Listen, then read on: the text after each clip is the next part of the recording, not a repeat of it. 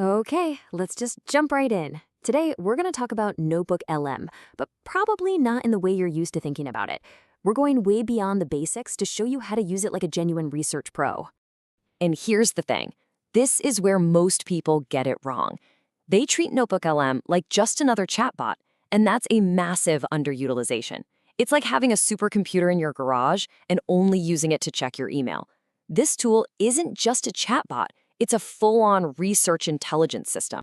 Yeah, this really breaks it down, doesn't it? On one side, you've got the amateur, just asking it simple questions. But on the other, you have the professional. They're using it to discover, to validate, and to actually create something new. They're building a whole intelligence system from the ground up. And that leap, that's what we're going to break down right now. Okay, so where do we start? Well, it all begins with our first section, the foundation. We're talking about sourcing and validation. Seriously, if you get this part wrong, everything else you build on top of it is just gonna crumble. It's like building a house on sand. You know, before a pro even thinks about uploading a single file, they're already thinking strategically. It's not about having one giant research folder that's just a dumping ground for everything. No way. It's about creating these super focused, topic specific notebooks. You're trying to build an entire information landscape, a web of knowledge, right? Mixing PDFs, videos, websites, not just a boring stack of documents. And this is where it gets really cool. The automation. Instead of you spending hours, maybe even days, digging through the internet, the deep research agent just does it for you. It can find up to 50 high-quality sources, figure out which ones are the best, and pull them right into your notebook. It's like having a research assistant that does all the boring grunt work in minutes.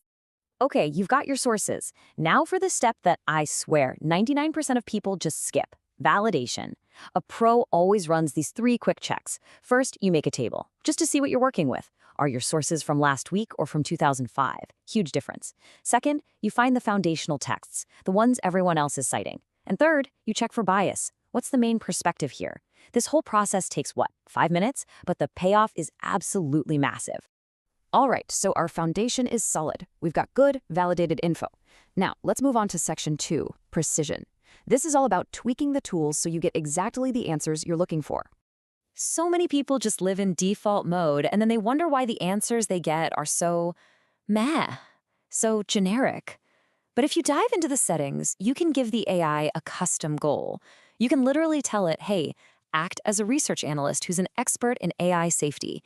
You can even set how long you want the answers to be. It's a simple tweak that takes the output from blah to brilliant, targeted, and role-specific.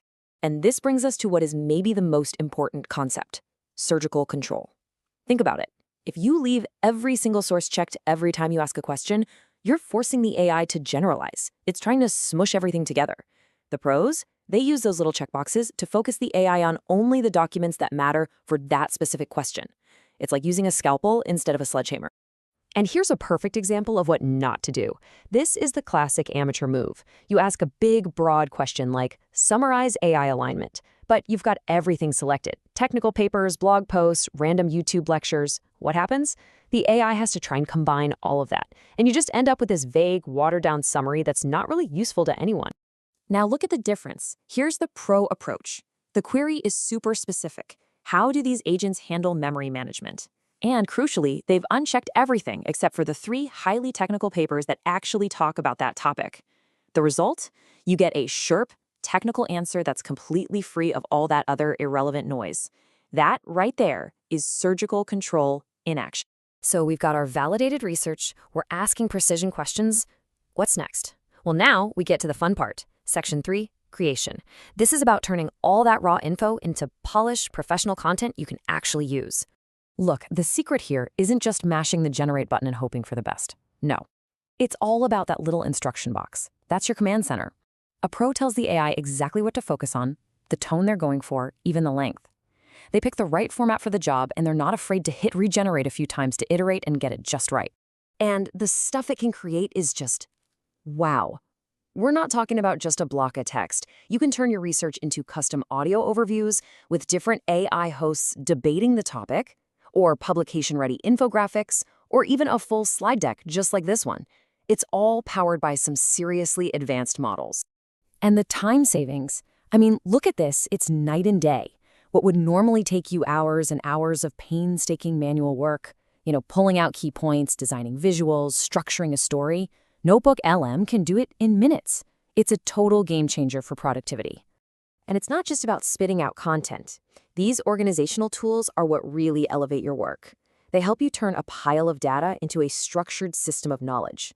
We're talking custom reports and white papers, flashcards and quizzes based on your own documents, or even mind maps that let you see the connections between ideas that you would have totally missed otherwise. Okay, that brings us to our final section, Section 4, the big takeaway. Let's pull everything we've talked about together into the complete pro workflow. And this is such a critical point. The real magic of Notebooklm doesn't come from just using one type of source. The power is unlocked when you start mixing formats, when you create a true 360-degree view of your topic. Because every format brings something different to the table, right? Academic papers, they give you that rigor and deep detail. YouTube lectures, they make complex ideas easy to grasp. Blog posts give you that real-world industry context. And podcasts, well, they can give you those amazing conversational insights. A pro layers all of these together to build a knowledge base that's way more powerful than any single source could ever be. So here it is, the whole shebang, start to finish, the complete 6-step professional workflow. You discover with deep research, you validate for quality, you configure your settings, you filter with surgical control, you generate with custom instructions, and then you organize it all with the structural tools. That's the entire playbook. And really, this is the main thing to remember. The huge gap between an amateur and a pro user, it isn't just about knowing these features exist. Lots of people know they exist. The difference is having the discipline to follow this complete, systematic workflow. Every single time. That's what unlocks the tool's real power. So I guess I'll just leave you with this one question to chew on. When you sit down with your research, are you just chatting with your data, or are you consciously building a powerful, comprehensive intelligence system? Because that choice right there makes all the difference in the world.